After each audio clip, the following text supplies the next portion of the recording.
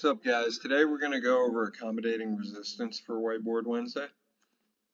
Now, accommodating resistance is normally you're using bands or chains to do so, but we're changing the strength curve through this, and it's basically the resistance changes from being the most at the bottom portion of the exercise to the most being at the top.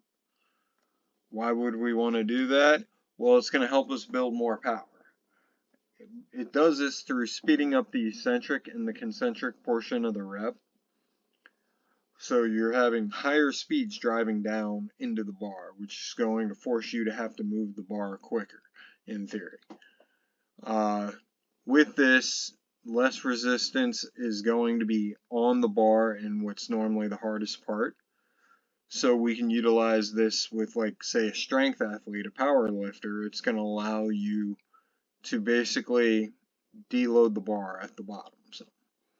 So if we're trying to build a bigger bench and the sticking point is the lockout, resistance bands to the bar where chains are going to be heavily beneficial because it's going to allow you to drive through and make that part even harder, so you're going to get stronger at it when the weight's the same. Bands versus chains, what's better? It depends on your situation. Bands tend to be cheaper. Chains give you more challenge to the stability. Bands are portable, chains aren't. Finding the weight of the bands can be time consuming when done properly. And with chains, you can deload the triceps a little bit more in your pushing movements. So they both have their benefits when utilized.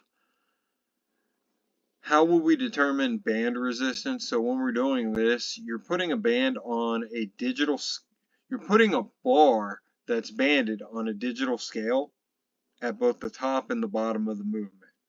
And you're going to take the resistance, basically once you subtract the bar weight from the total resistance, that's how you know how much resistance you're adding to the bar. And you're going to want to use the heaviest weight that you get from the band tension when you're calculating in your 1 rep max, when you're programming. How do we set up chains? So you're going to have three different chains. You'll normally have a light chain. That's what's going to hook to the bar and hang down. The medium chain is then going to be looped inside that light chain, and then you're going to put a heavy chain draped over the medium chain. One of the big things, the chain should be in contact with the ground at all times.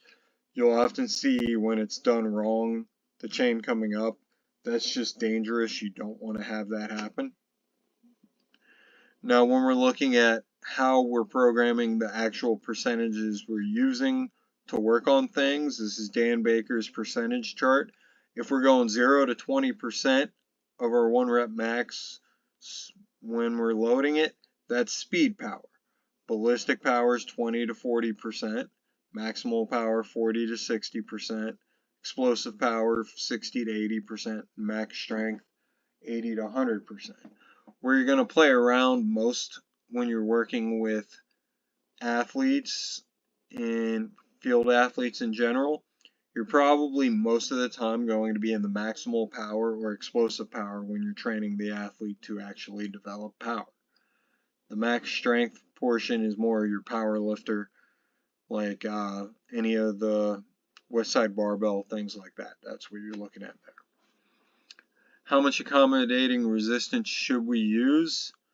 Well, you're going to want to use 15 to 20% of the 1 rep max is what's been shown to be most effective in developing power. This is probably the most common error I see when people are utilizing bands with their athletes. A lot of times that percentage is much lower. You'll see a very heavy weight on the barbell and then very light bands.